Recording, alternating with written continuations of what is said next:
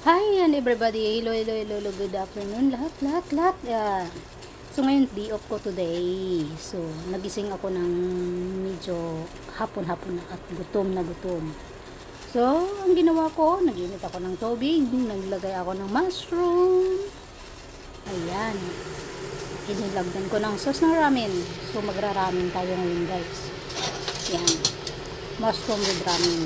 Kaso lang wala, dapat lagyan ko ng sibuyas yun guys, pero walang sibuyas. Oh my god. Kaya, yan lang muna. Ayan. So, dahil magra-ramen tayo, first time ko maglagay ng mushroom sa ramen. So, tingnan natin. Tingnan natin kung anong lasa, pero tsak na masarap ito guys. Ayan. Ayan.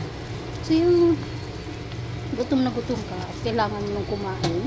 Tapos pagtingin mo sa rep, marami naman pagkain pero hindi mo type yung pagkain. Kaya magrami na lang. Ayan. Ayan. Ganito ko pag day off guys. Pag day off ko. Dahil pagod na pagod ako. Maghapon ako nakahilata. Oh my god. After kong kumain ito. Ayan ang result guys. So, diba kain?